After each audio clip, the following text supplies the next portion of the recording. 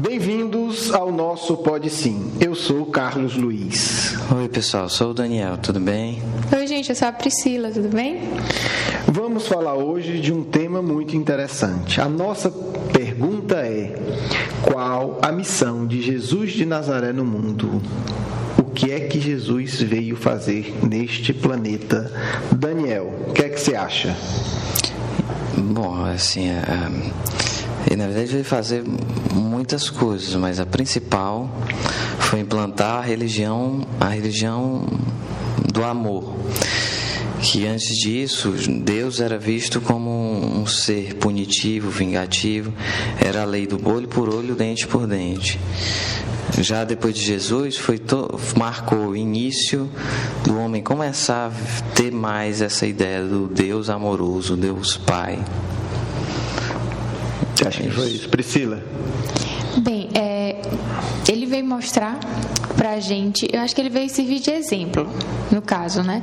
Então ele veio mostrar como é o nível de que uma pessoa pode chegar a amar como ele amou e também a querer se espelhar nele. E ele mostrava, tipo assim, que ele falou mais ou menos assim, né? Que ninguém vai ao Pai senão por mim.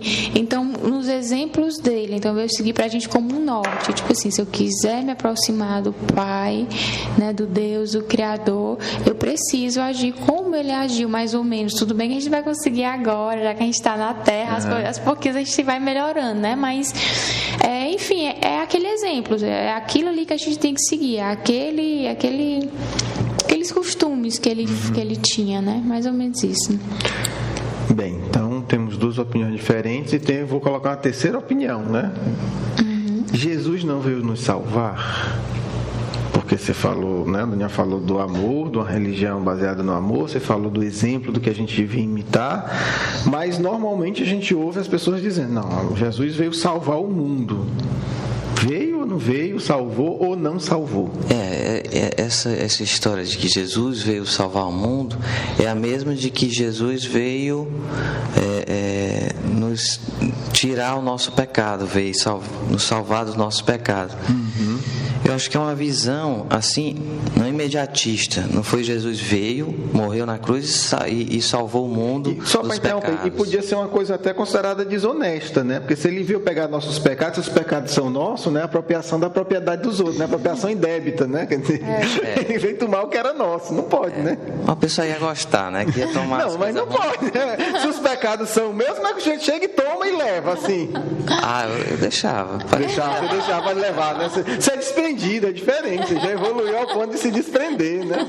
Mas continue. Sim, aí tem essa visão. Enfim, é uma visão, ela não é uma verdade absoluta. Ela é meio relativa, porque você precisa ver que essa salvação se estendeu, se estende ao longo do tempo. O que ele salvou foi não as pessoas, foi a cultura da terra. Foi as pessoas iam ter a possibilidade de ser salvas a longo prazo. Mas como é também? Ele salvou a cultura. Eu gostei dessa frase. Mas como é que as pessoas vão ter a possibilidade de ser salvas? Como é que é essa salvação, na sua visão? Pronto, porque por causa do exemplo dele, as pessoas vão ver que o caminho para se chegar à felicidade é através do exemplo dele. Ele mostrou como é que se chega. Antes a gente não tinha uma referência. Se antes você não tem referência, como é que você ia se salvar? Então, na verdade, ele não salvou, ele mostrou como é que a salvação. Como é que se salvava, né? Como é que se salvava para a terra. Então, a salvação é desse. Mas assim, eu concordo com você que ele foi a maior referência, mas a referência a gente já tinha, né? Algumas. Claro. Os judeus tinham Moisés, tinham os profetas. Existiam referências excelentes, como Buda, por exemplo. Buda é um exemplo excelente de salvação. Mas se você observar bem o aspecto pai amoroso, exatamente, ainda não tinha sido trazido. Ninguém tinha ensinado que Deus era um pai amoroso, né? Não, sempre tinha mostrado os vários aspectos de Deus. Tinha, na religião hinduísta, tinha sim o aspecto já mais amoroso, Agora não de uma forma tão central como foi mostrada no cristianismo. O cristianismo, a base do cristianismo é exatamente esse Deus amoroso, que é daí que nasce a caridade, né?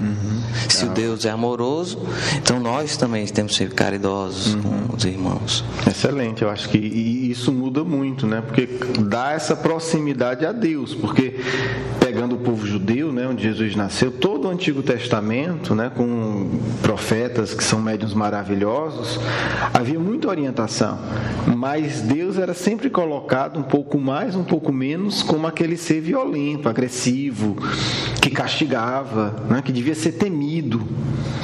E quando Jesus realmente, né, traz isso esse novo para a gente, nessa compreensão nova do ser criador do universo, que tem amor, realmente eu acho que muda tudo, porque se o ser mais poderoso, né, o criador, o ser que tudo manda e tudo dirige, é amor, o amor passa a ser um sentimento muito valioso. Porque até a época de Jesus, né, e ainda sobrou um pouco dessa cultura hoje, quer dizer, o amor era coisa de gente fraca, né? O sentimento era coisa de gente inferior. Mas se Deus é amor, né, como é que a gente vai dizer que o amor é algo menor? E acho que uma outra consequência de a gente compreender que Deus é amor é que nós somos irmãos, né? O Criador, né, criou todos, né? Todos somos criados por Deus, um Deus único, então somos todos irmãos. Isso para a época, né, talvez tenha sido um dos motivos da crucificação do Cristo. Os judeus não aceitavam, os judeus aceitavam o Deus único, mas eles eram a raça escolhida, quer dizer, o privilégio. Os romanos não entrava isso na cabeça dele nem sob tortura. Como é que eu, romano, cidadão romano, senador, de família nobre e poderosa, sou igual a esse bárbaro escravo? Então, nesse sentido também foi uma revolução cultural. Agora a questão é a seguinte, vamos lá. Do ponto de vista espírita, quer dizer, a gente falou dessa compreensão do Cristo como uma figura singular da história, que veio trazer, se a gente quiser usar o termo salvação, no sentido do exemplo, do modelo, de nos ensinar que Deus é único e que somos irmãos, portanto somos iguais perante Deus. A lei de fraternidade em relação a todos, judeus, não judeus, brasileiros, alemães, chineses, todos somos filhos de Deus. Agora, do ponto de vista espírita, a questão é a seguinte: qual é o maior modelo? Seria o Cristo, Jesus? Seria Buda? Seria Sócrates? Quer dizer, o que é que vai diferenciar? Por que o modelo espírita é Jesus e não é, por exemplo, Buda? O modelo máximo. Por que o modelo espírita máximo é Jesus e não é Sócrates? Alguém arrisca uma opinião? Talvez, não sei muito bem, mas porque Jesus, ele desde sempre, desde criança até o fim, ele sempre demonstrou nas suas atitudes o amor que ele tinha. Porque aí a gente volta para a escala espírita. Na escala evolutiva, né, o comportamento do Cristo é o que mostra que ele é o espírito de maior elevação. Por exemplo, sem desmerecer a grandiosidade dos outros, mas no caso, por exemplo, do Buda, né, do príncipe Siddhartha, ele ainda teve que passar por um processo de aprendizado maior. Quer dizer, ele teve que ter abundância, depois para ter contato com a miséria, para ter ainda um choque de realidade, né? Certamente um espírito muito evoluído, e com esse choque ele pôde ter uma compreensão muito mais profunda, mas ainda precisou disso. A gente vê no Cristo já uma compreensão plena, porque ele já teve isso no passado.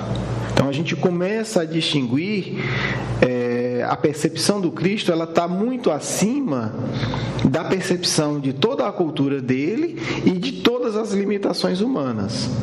Vou ler aqui um trecho, né, a questão 625 do Livro dos Espíritos, onde Kardec faz justamente essa questão, né? Porque Kardec valoriza muito, por exemplo, Sócrates, né? Coloca inclusive como um precursor do cristianismo, porque algumas coisas que o Cristo veio ensinar, ele já tinha ensinado, de forma limitada, mas ainda assim mostra um grande avanço em relação a todos nós. E aí Kardec pergunta, qual o tipo mais perfeito que Deus ofereceu ao homem para lhe servir de guia e de modelo? A resposta dos Espíritos é 2 linhas, né? Vede Jesus. Mas aí Kardec, no seu trabalho de codificador estudioso, vai comentar isso, né? Por que eles falaram, né, que os Espíritos foram unânimes em apontar o Cristo como, né, o modelo mais perfeito que Deus encaminhou para o mundo. Jesus é para o homem o tipo de perfeição moral a que pode aspirar a humanidade na Terra. Então a gente não vê nenhum fanatismo aí de Kardec, né? É o modelo mais perfeito para a Terra. Deus nulo oferece como o mais perfeito modelo, e a doutrina que ele ensinou é a mais pura expressão de sua lei, porque ele estava animado do Espírito Divino e foi o ser mais puro que já apareceu na terra. Se alguns dos que pretenderam instruir os homens na lei de Deus algumas vezes os desviavam por falsos princípios, foi por se deixarem dominar por sentimentos demasiados terrenos e por terem confundido as leis que regem as condições da vida da alma com as que rege a vida do corpo. Muitos deles misturam o que é a cultura humana, o que é os valores humanos, o que são os valores de Deus. Muitos deles apresentaram como leis divinas o que era apenas leis humanas. A gente vê isso com todo respeito em Moisés. Moisés é uma mistura de ensinar o que é de fato lei espiritual, lei de Deus, o que é o costume do povo. Só que tudo ele botava, né, na conta da lei divina. Tal alimentação está proibida. Porque teve uma seca, porque estava tendo doença naquele animal e tal, e aquilo vira lei divina. Se você observar, os próprios 10 mandamentos têm essa mistura. Os 2 primeiros mandamentos, amar a Deus sobre todas as coisas e ao próximo como a ti mesmo, primeiro e o segundo. Já um lá na frente, não roubarás. Já estava colocando um pouco do costume. Isso, já nessa transição. Mas talvez um outro que seja mais humano ainda, aí a gente vê até a gente vê o preconceito da cultura. Né? É aquele, não cobiçarás, né, a mulher, o asno e a casa do teu próximo. Quer dizer, é bem machista, né? Quer dizer, coloca a mulher num conjunto de propriedades do homem. E que o outro homem não pode cobiçar. Quer dizer, então, aí a gente vê a marca da humanidade. Para a época era algo avançado, né? Então é valioso. Mas quando a gente compara com Cristo, a gente vê o quanto o Cristo é maior ainda. E Moisés foi o grande legislador do povo judeu, dos judeus, né? Então, essa mistura, e nós não vemos essa mistura no Cristo. Por exemplo, em relação à própria mulher. Quer dizer, era um choque brutal, inclusive para muitos discípulos do Cristo, a maneira como o Cristo tratava as mulheres. O homem não podia sequer falar com a mulher na rua. A mulher não podia sair desacompanhada. Isso aqui até há pouco tempo atrás, na nossa cultura, ainda teve resquício. A mulher era um objeto do homem. A mulher não tinha um status de cidadã. A mulher estava com uma propriedade do homem. Quer dizer, um ser inferior. E as crianças também eram seres inferiores. Aí vamos observar como o Cristo trata as mulheres. Quer dizer, ele rompe com todos esses preconceitos. Quando ele dialoga com a mulher no poço de Jacó, né, tem essa passagem no Evangelho, quer dizer, a mulher está lá tirando água e Jesus chega e começa a conversar com ela. A mulher se esconde, mas como é que pode? Primeiro, tinha a barreira da briga social, porque Jesus era nazareno, ela era samaritana. Um povo não podia falar com o outro. A mulher já se espanta. Depois, ele era homem, ele não podia conversar com a mulher. Então, tudo isso é rompido com gesto muito simples, mas é uma prova da compreensão do Cristo. Quer dizer, ele estava acima dos costumes sociais, acima das leis sociais, porque ele estava vinculado à lei de Deus. E pela lei de Deus todos somos irmãos, somos espíritos. Que é a lei do amor. E a lei do amor. E ele começa a conversar com ela. Os apóstolos que tinham ido comprar comida na cidade voltam e ficam espantados. Os apóstolos ficam: que história é essa? O mestre conversando com essa mulher aí? Que coisa estranha. E aí, na psicografia do Chico Xavier, o Humberto de Campos ainda comenta que as pessoas começaram a maldar. Ele está querendo alguma coisa com essa mulher. Isso aí tem alguma coisa estranha, tem algum interesse aí estranho. Quer dizer, e o Cristo está acima de tudo isso. Em relação às crianças, a mesma coisa. O Cristo chega, vai o menino fazer festa com ele, energia boa, todo mundo vai atrás. Quer que os apóstolos façam uma barreira, isola. Não, nosso mestre, perder tempo com criança.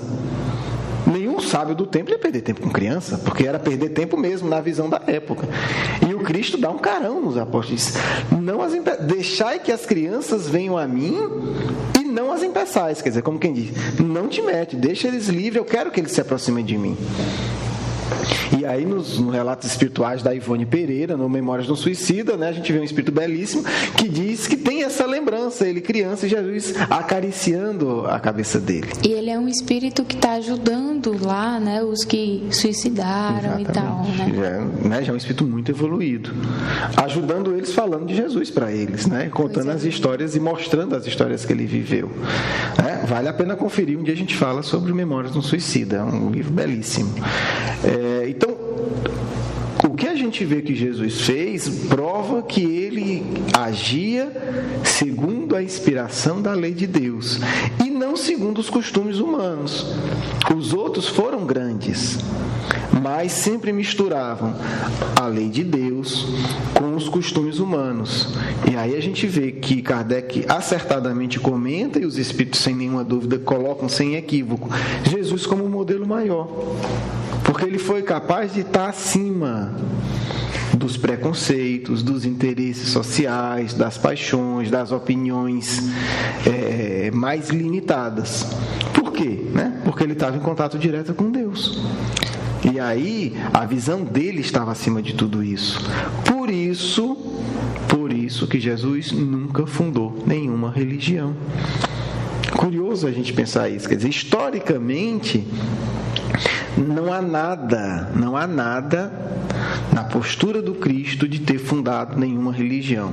Claro, cada um que é da religião A, B e C diz que o Cristo fundou a dele, Então, é muito... Se eu sou da religião X, eu vou dizer, não, Jesus fundou foi a minha religião, está lá na Bíblia. O outro vai dizer assim, não, Jesus fundou foi a minha igreja. Mas se a gente olhar o Novo Testamento, não há lá nenhuma religião oficial fundada pelo Cristo. Não há nada. O que ele ensina, como o Daniel colocou, é a lei de amor. E isso é o que também distingue ele dos outros. Ele ensinou um caminho. E ele mesmo disse, eu sou o caminho, a verdade e a vida. O caminho para ir ao Pai. Sobre essa superioridade de Jesus, a gente pode encontrar na Gênesis, no livro de Allan Kardec, da Gênesis, no capítulo 15, o item 52, que fala da tentação de Jesus. E olha o que ele diz sobre a tentação de Jesus, aquela tentação do diabo no deserto. Jesus, assim, primeiro item 52, Jesus transportado pelo diabo sobre o ápice do templo, depois de uma montanha e tentado por ele, é uma dessas palavras que lhe eram familiares e que a credulidade pública transformou em fatos materiais. Ele explica, Jesus não foi arrebatado, mas queria fazer os homens compreenderem que a humanidade está sujeita a falir e que deve estar sempre em guarda contra as más inspirações, as quais a sua natureza fraca leva a ceder. Aí fala, a tentação de Jesus, portanto, é uma figura e precisaria ser cego para tomá-la ao pé da letra. Como querias que o Messias, o Verbo de Deus encarnado, estivesse submetido por um tempo tão curto que fosse às sugestões do demônio? E como diz o Evangelho de Lucas, o demônio o deixou por um tempo. Pois é, porque a gente, os próprios Espíritos falam, né, da superioridade de Jesus, então nem essa tentação que eles dizem existiu, era só É um símbolo, né? Até porque, quer dizer, você vai tentar Jesus como? Se ele é um Espírito que está vinculado, o que é que você vai prometer? Porque você tenta alguém quando você promete uma coisa que interessa, né? Você diz, você faz isso aqui que você ganha isso, né? Você, né, faz um ato de corrupção e eu lhe dou tantos R$1.000. Aí a pessoa diz, não, com esses R$1.000 eu vou fazer não sei o que, então a pessoa fica tentada, né? A tentação é sempre no sentido de que você vai receber uma recompensa em prazer. Ora, um espírito puro, né? O governador espiritual do planeta, né, que está aqui e está vinculado a Deus, vai ser tentado com o quê? Vão prometer a ele o quê? Qual é a promessa? O que é que vão lhe dar acima de Deus? O Criador do universo. Então, a própria lógica da tentação perde o sentido. Porque a tentação eu vou lhe dar algo a mais. Eu vou lhe dar o que você gosta. Eu vou lhe satisfazer. Mas para que poderia existir uma satisfação maior do que estar ligada a Deus, o Criador do universo, que é amor? Quer dizer, poderia você prometer algo na terra para quem foi instituído por Deus como governador responsável por tudo? Então, essa mostra que não faz sentido. Mas é algo simbólico que Jesus deixa, né, que na verdade que fica no Novo Testamento, que serve para a gente refletir sobre isso, né? E aí a gente depois, talvez no outro programa, a gente fale um pouco sobre o Novo Testamento, né? Porque aí a gente vai ver a diferença de evolução de Jesus para os apóstolos, porque alguns apóstolos ainda misturaram, olha como é curioso, o espírito que não é puro, né? Embora sejam espíritos nobres, misturaram os ensinos do Cristo muitas vezes com os costumes da época, com as lendas da época, com os fatos, né, lendários. E aí a gente precisa estudar, Kardec faz esse estudo do Novo Testamento na Gênesis para mostrar o que de fato foi realidade, que aconteceu em termos de fenômeno mediúnico, porque se pode acontecer hoje, imagine com Cristo, né? E aquilo que foi lenda, porque o Novo Testamento não é um livro de histórias.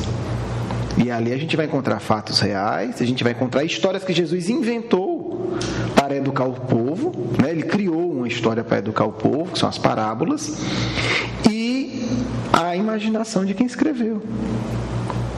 A gente tem, né, como dizem os espíritos, tem que saber estudar, tem que saber meditar e avaliar cada coisa. E não está na crença ingênua, né, que foi Deus que escreveu. Não foi. Deus orienta o Cristo. O Cristo nos ensinou. E nós, humanidade, preservamos mais ou menos o que ele ensinou.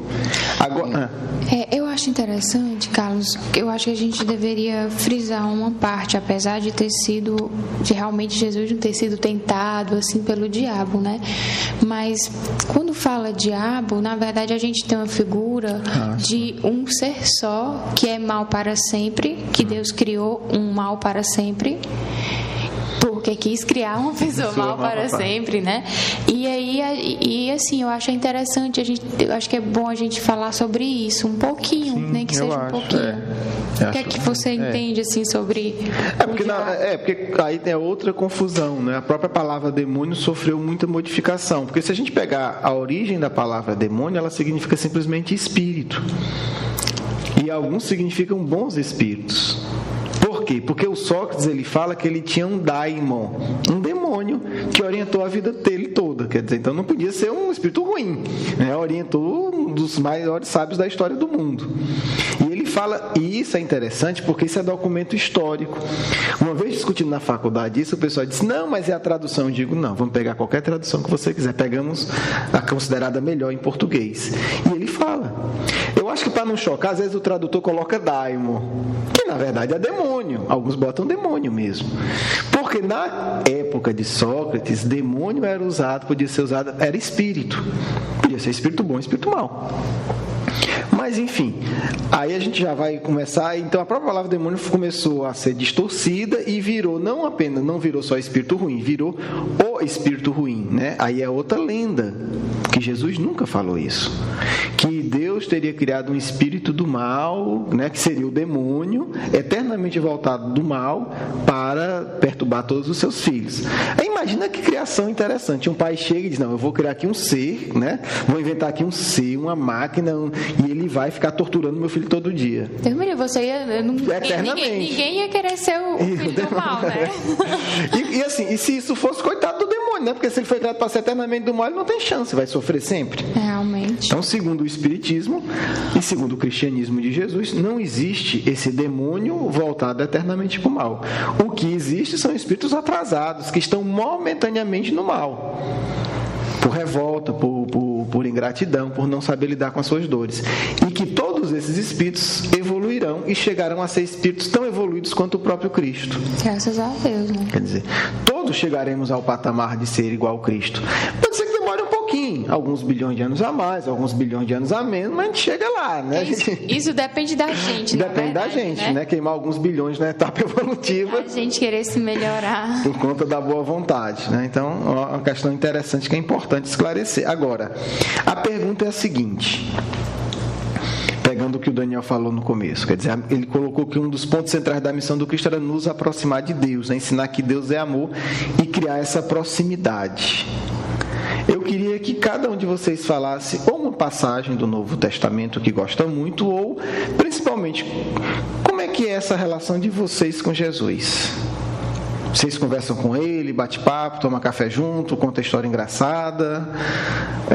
Como é que é essa relação nossa com Cristo, a relação pessoal com Jesus? De admiração. A minha é de admiração. Eu acho muito... É um exemplo muito perfeito, muito humano. Ele é luz e é humano ao mesmo tempo. É um exemplo que encanta. Assim, quando a gente lê sobre as histórias sobre ele, que está na Bíblia, as histórias de alguns livros espíritas que falam passagens que você não conhecia, você cada vez vê mais a grandeza de que era esse espírito, simples e grande. Ele podia fazer milagres, mas ainda assim se deixou ser crucificado. É realmente impressionante. Então é de admiração a minha. Priscila. Bem, assim, eu gosto, apesar de não fazer muito, né? Mas eu gosto muito de imaginar eu abraçando Jesus, né? Que na verdade é ele me abraçando, né? E a gente sentado assim em algum canto conversando, sorrindo, isso me faz muito bem. Não, eu não faço isso direto, porque aos poucos a gente vai criando aquele afastamento, achando que Jesus é milhões de vezes melhor que a gente não merece nem pensar uma coisa boa dessa, né? Quem seria a gente para Jesus estar ali abraçando? Até imaginar a gente se priva disso, né? A gente não se acha merecedor. Mas assim, eu gosto muito de abraçar. Eu fico imaginando como seria abraçando Jesus, assim. Eu gosto muito de pensar nisso. Pra tu. Pois é, agora tem que pensar. A pergunta é mais fácil, né? Não, eu acho que eu tive duas fases. Eu acho que eu tive uma fase de distanciamento, meio inconsciente, mas de não pensar em Jesus como um ser humano, como uma figura histórica, como um amigo, como um personagem histórico. E aí eu acho que muitas vezes a gente absorve isso e desenvolve essa ideia de que ele é muito importante, né? Eu sou muito pequeno, ele é muito puro, eu sou muito impuro, e isso vai lhe distanciando, quer dizer, mesmo orando, mesmo no dia a dia tentando se melhorar, às vezes essa relação fica distante. Então acho que eu tive uma fase assim, né? De falar muito dos assuntos, mas não falar de Jesus. Meio que você vai fugindo, né? Tipo, eu tenho vergonha, né? Eu não não quero pensar nele porque eu vou ficar com vergonha. Acho que eu tive uma fase... Vergonha de quê, assim? Vergonha da relação da minha pequenez e da grandeza dele, né? É como se fosse alguém que você conhece, mas falando bem, né, terra a terra. Vocês têm a mesma, sei lá, e aí o sujeito é muito rico e você é mendigo.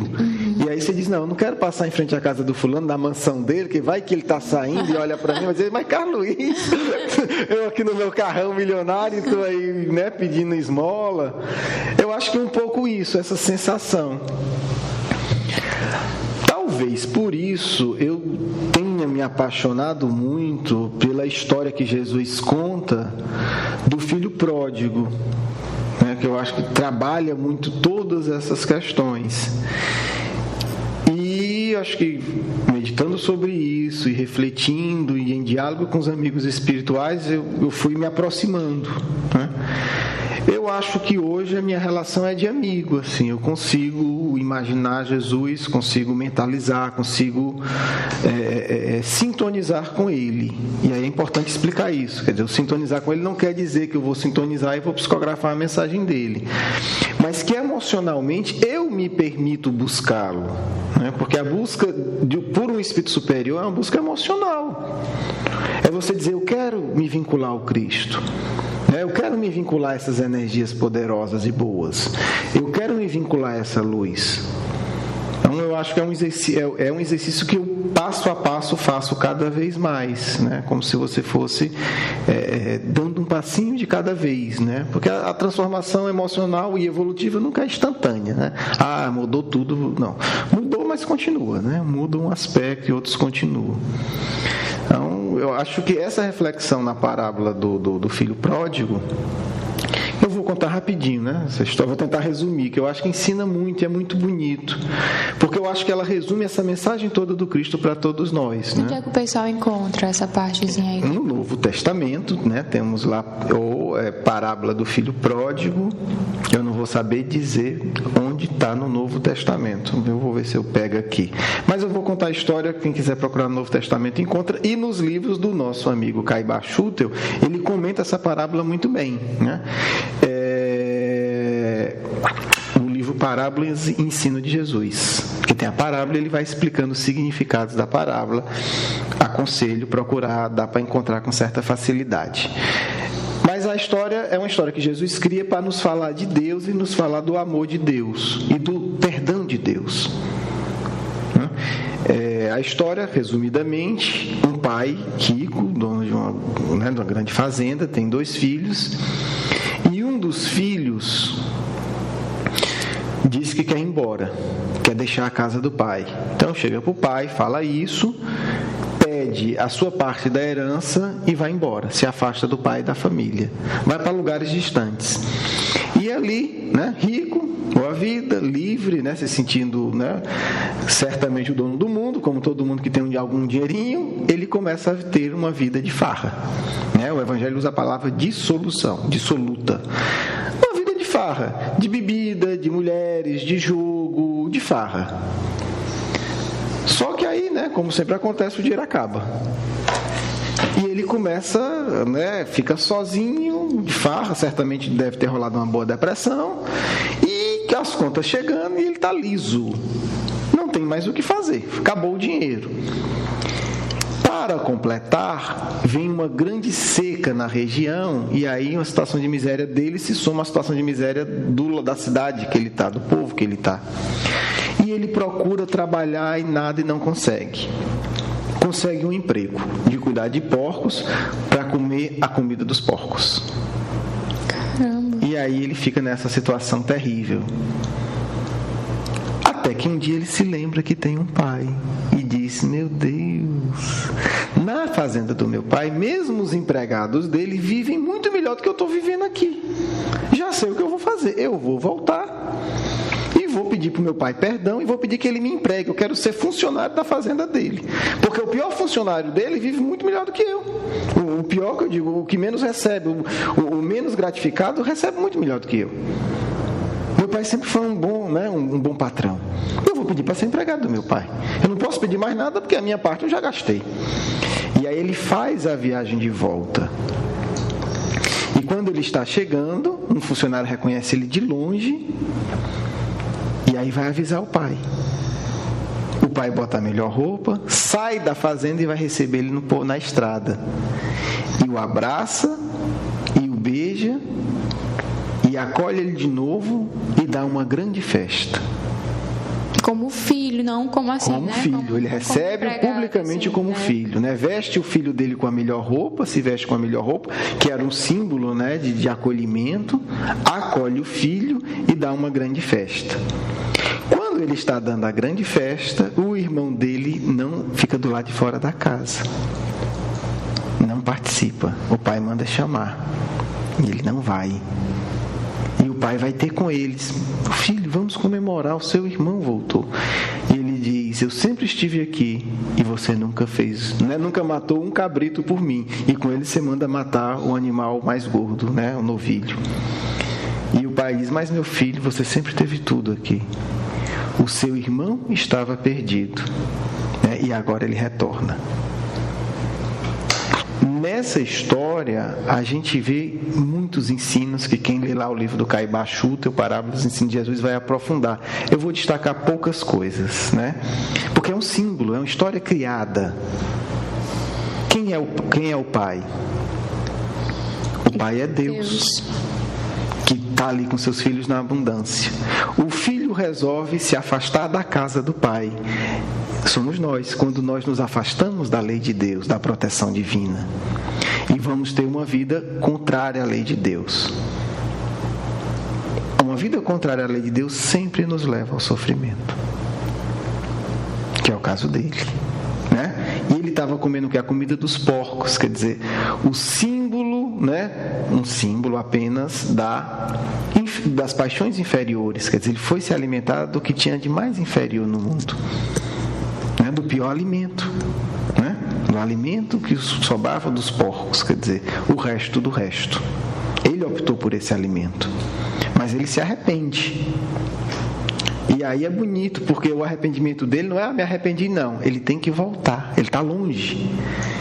Que eu acredito que seja o nosso caminho espiritual hoje. Quer dizer, a gente está longe da casa do Pai, mas a gente está caminhando para se integrar com Deus de novo, que é a integração com Deus.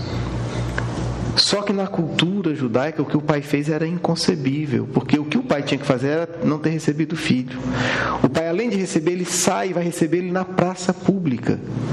Aquilo na cultura judaica era como se o pai estivesse se humilhando, porque ele foi humilhado pelo filho. Então, o certo, o que a cultura social dizia era: nem recebe, nem como empregado, ele me abandonou. Mas o pai vai para a praça pública receber o filho na frente de todos, como quem diz: eu quero que vocês saibam que ele é meu filho. Independente de qualquer coisa. Ele errou, a cultura está dizendo isso e tal, mas é meu filho, eu vou acolher ele na frente de todo mundo, né? E é o grande símbolo do acolhimento de Deus. Do amor. Né? O amor de Deus, quer dizer, Deus acolhe. Ele não condenou, ele não deu sermão, ele não humilhou na frente de todo mundo. Quer dizer, porque o sujeito já estava ali, o sujeito queria só ser empregado. Estava comendo o resto de comida de porco. Quer dizer, qualquer coisa ele aceitava. Ele não tinha mais o que pedir. Mas o pai generoso o acolhe na melhor situação e dá um banquete. Bota a melhor roupa, veste ele com a melhor roupa, manda matar o melhor animal. E comemora, quer dizer, olha o que o Cristo está dizendo: Deus quer isso de todos vocês. Deus não vai punir vocês. Deus é esse Pai, Ele quer acolher vocês. Vocês só têm que fazer o caminho de volta. E o caminho eu estou ensinando. Está aqui a sinalização. Vai lá que Deus acolhe vocês. E um outro símbolo interessante que me fez pensar muito quando eu li essa explicação do Caibá Schutel. Quem é o outro filho? Né? É o símbolo dos religiosos arrogantes. São aqueles que estão aparentemente sempre certos, mas estão com o coração vazio. No fundo, ainda um espírito egoísta. O outro estava salvo, aquele ainda não. Porque o outro errou, mas abriu o coração. Ele foi honesto, ele buscou. Se arrependeu e retornou. O outro era o certinho. Nunca errou do ponto de vista social, mas foi o que mais errou. Que não acolheu o próprio irmão. Não tinha amor no coração, né? Não tinha amor. Ele estava fazendo tudo que era certo para receber recompensa. Ele não agia por amor, ele agia por cálculo. É o símbolo da falsa religião. Um homem santo, entre aspas, mas que não tem amor. Faz tudo certo, mas não ama ninguém. Não abre mão por nada, né? Não sofre pelos outros. Já estava possivelmente com medo, né? Mas será que ele vai querer a outra parte da minha herança? Quer dizer, é o cálculo, era o interesse egoísta. Esse ainda vai precisar de mais tempo para poder chegar a Deus. E aí a gente entende uma frase que Jesus diz sobre os religiosos. Ele diz: as prostitutas entrarão primeiro no reino do céu do que vocês. É a mesma coisa do filho pródigo. Aquele que erra, mas se arrepende sinceramente, chega mais rápido a Deus do que aquele que é aparentemente certo, mas que nunca amou de verdade, né? Porque ele tem uma máscara de ilusão na frente dele. Essa história e, né, comentada pelo Caibá e as comunicações que a gente tem dos amigos espirituais me ajuda a entender isso, né? Dizer, poxa, ele quer, Deus quer, o Cristo quer, né? Ele quer nos planificar, ele quer que a gente absorva as energias deles. Basta que a gente abra o nosso coração. Não precisa ser santo, isso é bonito na parábola. Quer dizer, o filho não chegou e se santificou e depois entrou dentro de casa, porque a casa é o símbolo do Espírito e o símbolo da morada de Deus. Não precisou de nada disso, né? Ele não precisou fazer, não. Ele se arrependeu com sinceridade, ritual, e se submeter e fazer oferenda nos templos, como era na época. Não, ele simplesmente se arrependeu. E foi em direção a Deus. Que é o que importa, de verdade. E foi, você exatamente. Se arrepender e amar, né? E segundo Cristo, Deus o acolheu plenamente. Quer dizer, não teve exigência. Você vai entrar em casa, mas você vai ter que fazer isso, vai ter que... Não. Ele acolheu. E aí sempre é uma frase muito bonita que o Cristo coloca em várias situações, né? E aí ele vai dizer que há muito mais alegria pela redenção de um pecador do que você ver 99 justos que já não precisam de redenção. Quer dizer, os céus se alegram muito mais, porque é um a mais que agora vai ter a felicidade, né? Que naquele momento conquistou. E aí o Cristo diz, né? É forte, é bonito. Ele diz: o bom pastor, ele deixa 99 ovelhas para cuidar daquela que se perdeu. Quer dizer, o carinho especial do Cristo por todos nós, no fundo, né? Humanidade. Espíritos, né? Ainda perdidos. Né? Talvez ele olhe mais pra gente do que para os anjos que trabalham com ele. Verdade. Porque os anjos não precisam, né? Não precisa desse carinho todo, desse cuidado todo. Claro que ele os ama, né? Mas assim, eles não precisam tanto. Tanto auxílio. Não, talvez, os espíritos puros, iluminados, não precisam tanto. Não precisam. Essa é a verdade. Nós precisamos muito mais. Então, talvez ele olhe até com mais carinho pra gente do que pros anjos, né? Nesse sentido. Bem, eu encerro por aqui, né? O Daniel quer falar mais alguma coisa? Um despedido pessoal? Pra gente passar para nossa segunda etapa? Não, vamos passar para a próxima etapa. Priscila? Não, é só desejar uma boa semana para vocês. Tudo de bom. Então vamos agora para a segunda parte do programa, né, que é o comentário dos nossos amigos espirituais. Vamos fazer o Evangelho, né, que é o momento já que a gente vai se concentrando.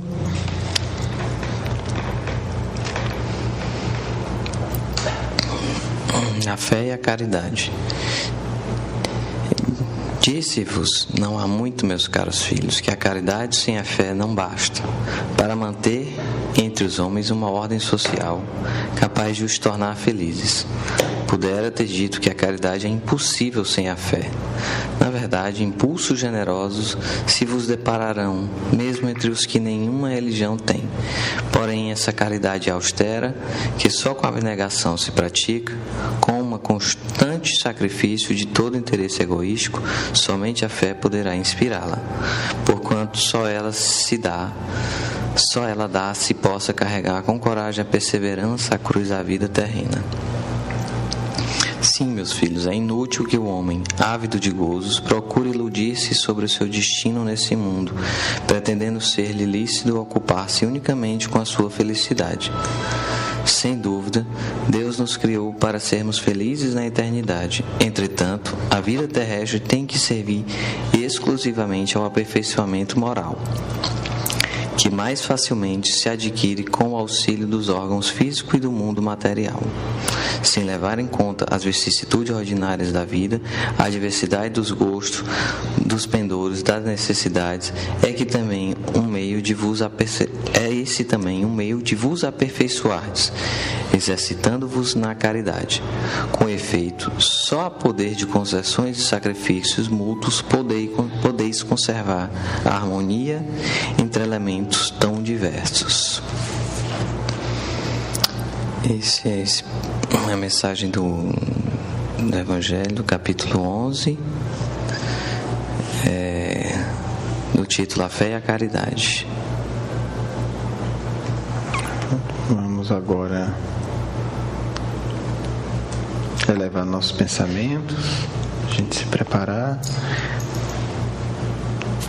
Priscila vai fazer uma prece para a gente.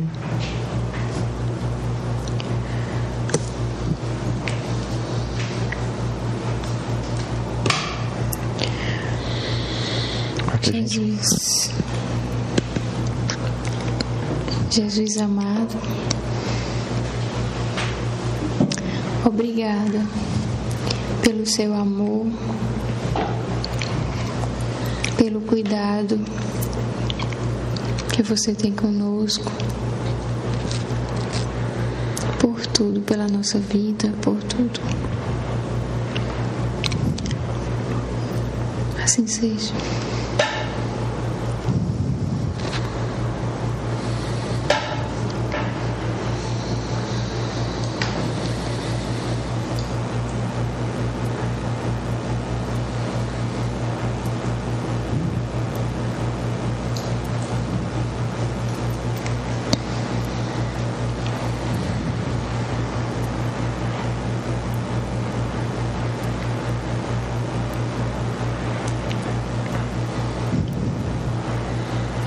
Paz e alegria em vossos corações, meus amigos amados. Assim seja. Falemos de Jesus, nosso Mestre tão sublime e tão incompreendido no mundo. Veio o Cristo trazer sua mensagem de paz para todos os corações que desejam vincular-se ao mais alto, que desejam caminhar em direção a Deus, que é a fonte eterna, indestrutível do amor, da paz e da verdadeira felicidade. Jesus, ó amigo divino, pedimos sempre o teu amparo, e ele nunca nos faltou. Muitos se distanciam do Mestre por temer a sua pureza. Não temam, amigos. Jesus deseja tocar os vossos corações. Somente quando o indivíduo reconhece a sua pequenez e a grandeza maravilhosa do Mestre, tendo a humildade de pedir-lhe luz e amor, irá crescer verdadeiramente. Jesus nunca humilhou a criatura humana por causa de sua inferioridade. O Mestre nunca menosprezou os pequeninos, nunca maltratou os fracos, e sempre se apiedou dos poderosos, que frequentemente são os mais necessitados. Nosso Mestre, caros amigos, amou os doentes, beijou e abraçou os leprosos, se divertiu com as crianças em seus jogos simples e alegres. O nosso Mestre, caros amigos, teve a coragem de servir ao Pai em todas as ocasiões. Nosso Mestre nunca fez acordos para ser aplaudido ou para ter o falso amor social. O nosso mestre, meus amigos, viveu momentos de profunda solidão. Mas como poderiam os homens entender aquele que só tinha amor para dar?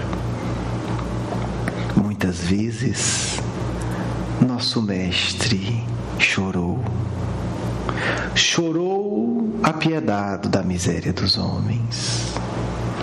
Como os homens se iludiam em sua época e se iludem hoje. Por meia dúzia de moedas de ouro ou por meia dúzia de palácios, eles se afastavam de Deus para ter prazeres tão imediatos e para colher amarguras tão longas.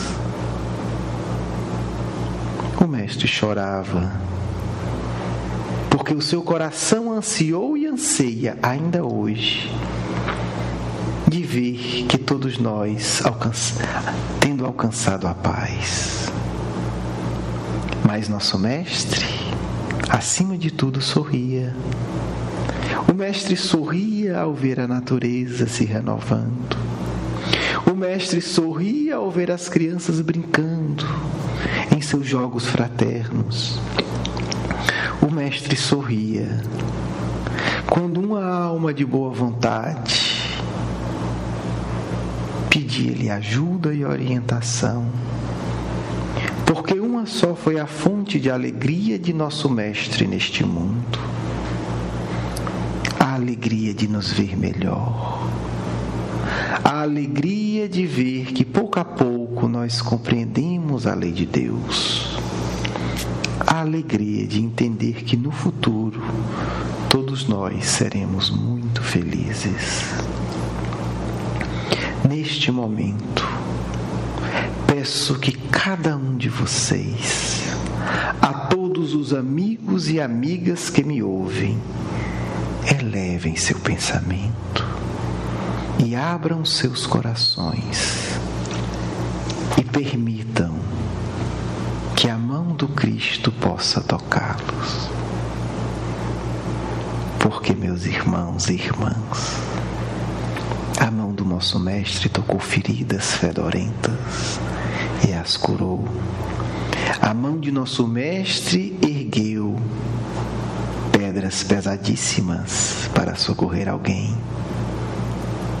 As mãos de nosso Mestre eram calejadas, porque se seu rosto transmitia o reflexo de Deus, as mãos de nosso Mestre refletiam a rudeza do mundo que estava, porque ele nunca parou de trabalhar. Aquelas mãos que no final da existência estavam pregadas na cruz eram mãos de quem socorreu os mais sofredores. Eram mãos capazes de reerguer os caídos e de abater os orgulhosos e iludidos, para que eles também pudessem encontrar o Pai. Aquelas mãos crucificadas foram também as mãos de uma criança tenra, que alisava o rosto dos marginais que encontrava no caminho e os fazia chorar, porque aquelas mãos são mãos poderosas e sábias, capazes de extrair de qualquer coração a ternura, o amor e a coragem. Permitam, amigos, que essas mãos que ainda existem, numa forma ainda mais sublime, penetrarem em vossos corações, porque nosso Mestre prometeu que a todos aqueles que buscassem a Ele, Ele os converteria e os curaria de todas as doenças interiores. Tenhamos a convicção de que nosso Mestre trabalha hoje por cada um de nós, e um dia dia, Ele, quando lançar um olhar compassivo para os nossos corações, e se os vê-lo, o senti-lo aberto, não duvideis, Ele irá tocá-lo com as suas mãos e nos irá curar eternamente de todas as chagas milenares que trazemos. Jesus, quando os nossos corações souberem o poder e o amor que Tu tens por cada um de nós, nós estaremos curados de todos os nossos vícios. Mestre sublime, se uma vez abrirmos a nossa alma ao Teu amor, nunca mais teremos a sede inferior, a sede do que é inferior. Mestre divino, Tu vieste ter conosco no mundo, e agora sabemos, Senhor, é a nossa vez de caminhar, e devemos de coração aberto e ter contigo em Teu reino, porque Tu nos prometestes que o Teu reino também é nosso, e que Tu foi antes preparar a morada do amor para nos acolher. Irmãos, abramos os nossos corações para Jesus de Nazaré, e nada nos distanciará do amor de Deus. Muita paz no vosso amigo e irmão em Cristo, que também muito vos ama e que estará perto de todos aqueles que desejarem maior proximidade com Cristo. Paz.